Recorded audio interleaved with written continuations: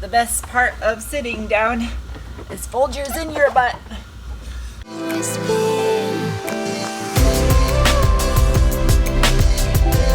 Hi, people on the internet. It is I, Sandra Bullock's less attractive stunt double here, to talk to you about my small potato. This is my 2001 Audi TT Quattro, whom I call TeeTer ToT. I am giving it away to one of you once I finish restoring it. Down below is a link to the giveaway. Now back to reality. Anyway, getting back to work on the TeeTer ToT here, I spent the past day doing nothing but focusing on the interior detailing and especially taking care of these windows. I cannot give this car away with this nasty purple window tint that was on here. So I started removing it using a heat gun and a razor blade. The heat gun helped get the adhesive to bond back to the film so it wouldn't separate.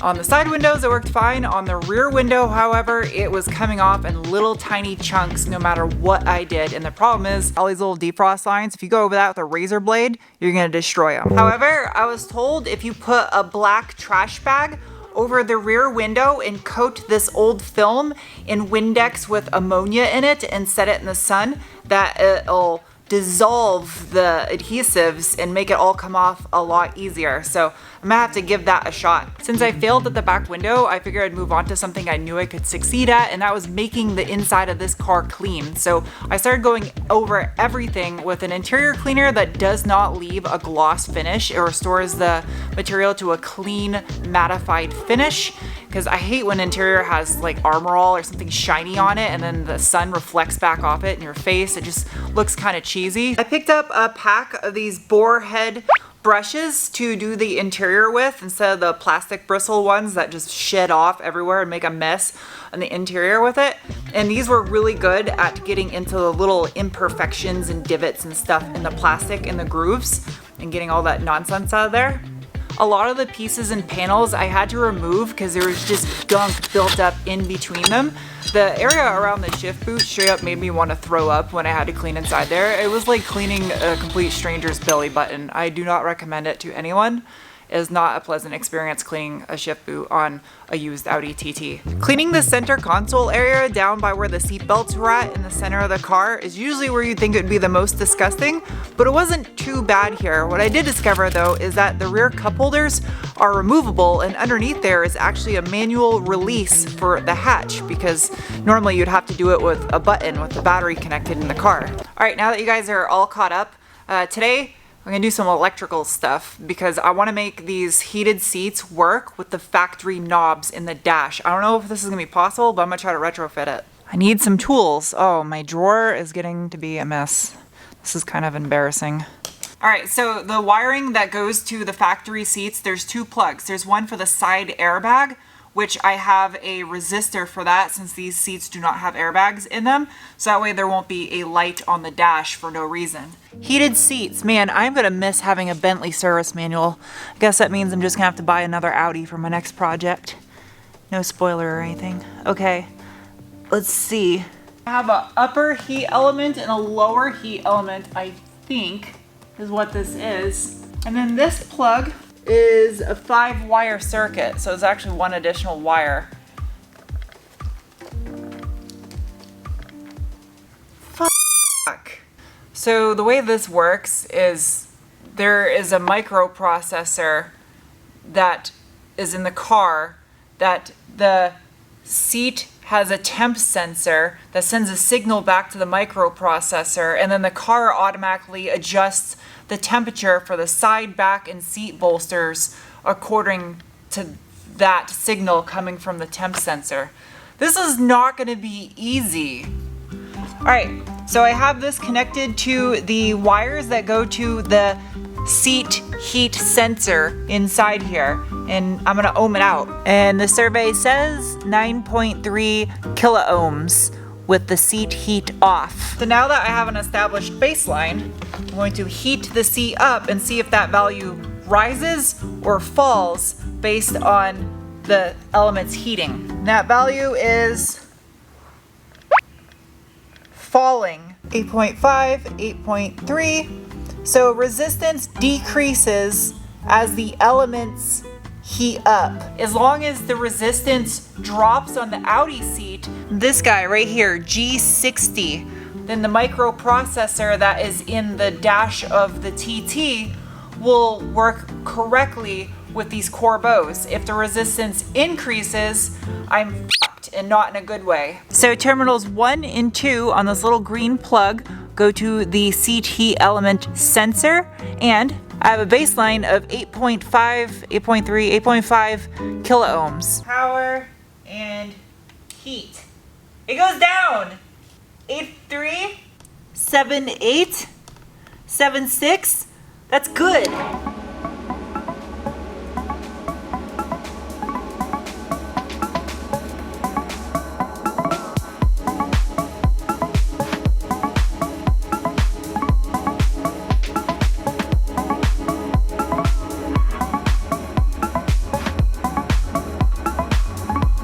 I feel like most people would just wire the aftermarket heat switch on some hole they drilled in the dash and left the factory knob there for nothing. And what did I do? Not only did I wire it correctly, but I also utilized the plug from the factory Audi seat, combined it all together, and now I have an aftermarket seat that plugs and plays like a OEM seat, in theory, hopefully. I haven't applied power and let the smoke out yet. Go do work, robot.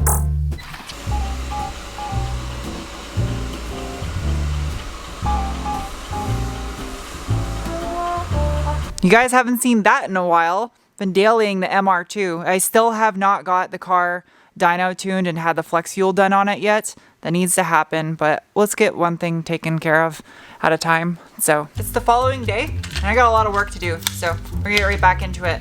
These guys right here are some 4.7 ohm resistors. The reason why I got these is because this car had airbags in the seats, and the new seats no longer have airbags in them. So I know someone is gonna say that's not safe, but neither is a 20-year-old airbag. They start to get sketchy when they get old. If you're wondering, that's a wristband from the track. No, I didn't just go to the hospital.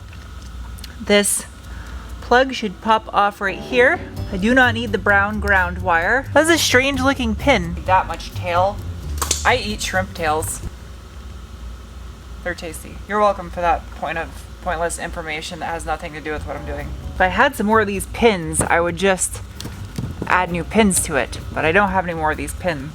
Okay, I like how I always make do with the most haggard bench solutions ever. I'm literally using a roll of Tessa tape is a soldering bench, because that's how I do things.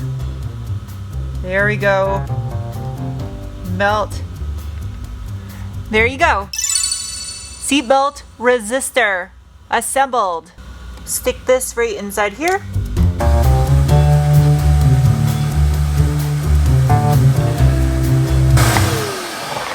Just in case any crustaceans accumulated in there in the past day, I don't want them to hide under the seat. I want this nice and clean. In the last video, I mentioned that Corbo accidentally sent out 2 of the driver's side seat brackets and reached out to them, and they were quick on the spot to correct it and send the right seat bracket for the passenger side. So they got a repeat customer. I will definitely buy seats from them again. I am pleased with the quality and the customer service. And again, this is not sponsored.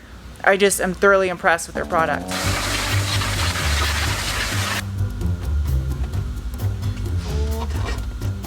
The best part of sitting down is Folgers in your butt. Oh man.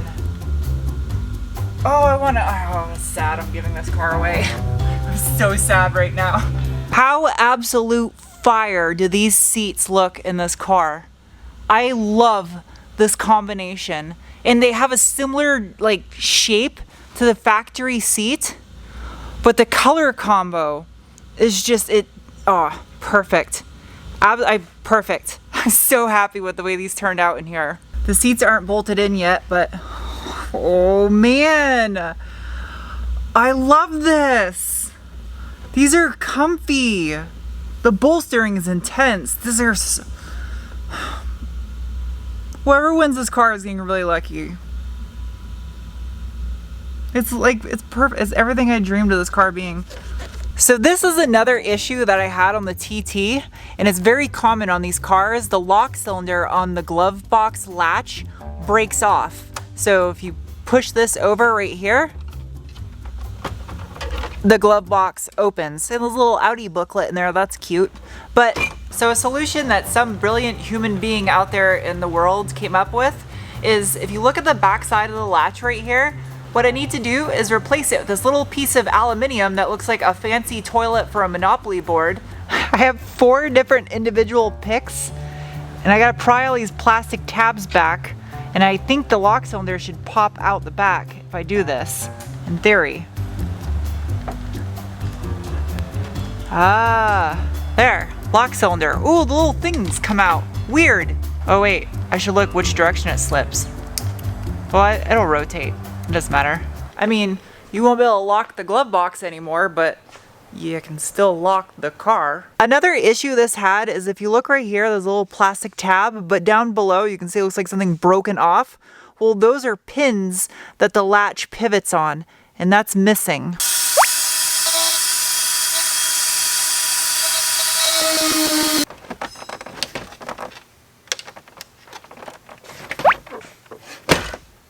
Okay. So you push that. So then you just insert the latch back into the slot that moves inside there. The only problem is there's no longer any hinges for this thing to pivot on. So the way it works is you grab the end of the handle and you pull it this way, which opens the glove box. I mean, in theory it works. I don't really like the fit of it, but it works. This is a fully repaired gauge cluster. The LCD display in the center that was all wonky with lines missing, Charlie soldered the new screen on there, all 18 thingamabobbers, and now it works. How hard was it to solder those? It was super tedious because they're like really tiny. Really? Yeah, it was hard. Not like hard, but you have to have the right stuff, because if you don't, you'll mess up the circuit board. And then you got to make a plug so you could test it? I just used pins, and I found the pin out online for which ones are positive and which ones are negative, and I just put individual pins on the connector and hooked it up to a power supply and put 12 volts to it and made sure to turn it on. It works. Yep, it works. I took the glove box inner piece apart to try to figure out why this thing wasn't closing very well. And what I discovered is there is a little gear that goes in here that attaches the left and right side pins that lock the glove box in place. Well, that gear broke off, so it was only latching one side. And Charlie has a genius solution to fix it. So if you just drill a hole right where the casting mark is from the old gear, and then you put a coarse, like self-tapping screw through the gear, it should be able to spin around and work. Swinner dingle. Yeah, the screw will spin inside the hole. That's gonna be a fun one. You want a pilot hole? Nope. Sure? Yep. That's a pretty good idea. I think that works quite well. Oh dear. That'll be a lot stronger than that thin little pin that was in there before too. There we go. Now both sides are gonna function correctly. Thank you. You're welcome. Bye. See you later. Have fun. Thank Good you. luck. Thank you.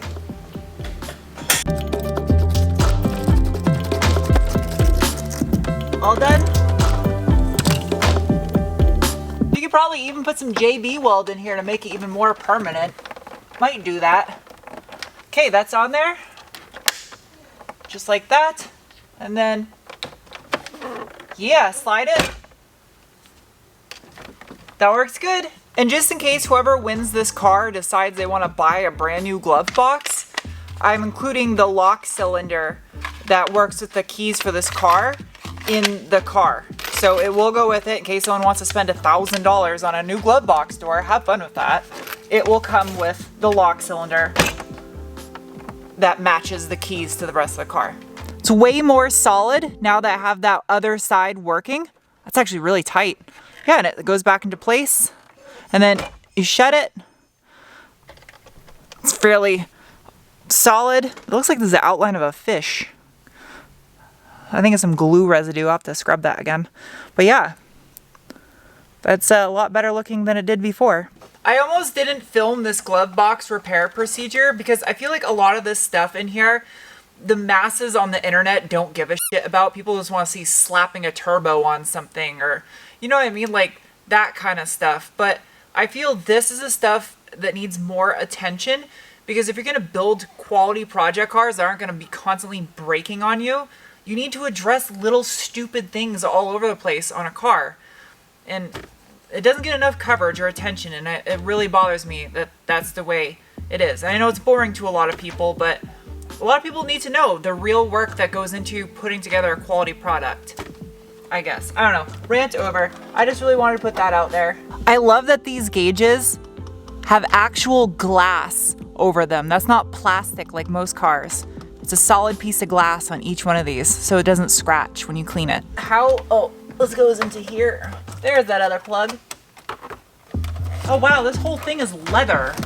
That is wild. I can't believe this piece is leather down here. That is so nice. Screws hold it in, and I have a pile of screws behind me. I gotta bolt this seat in before I bust my ass.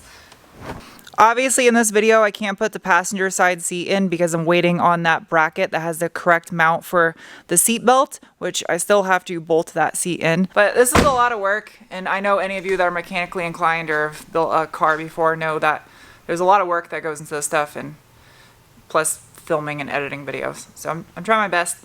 And I got some Ranger content coming for you guys because all the parts are back from powder coating, and I got a bunch of brand new parts so I can start assembling this frame. So I'll be going back and forth between working on this and the Ranger for a little bit, because this is getting pretty close for me to button up once I get the intercooler piping and do a car review on it. So I'll see you guys soon with another video. Bye.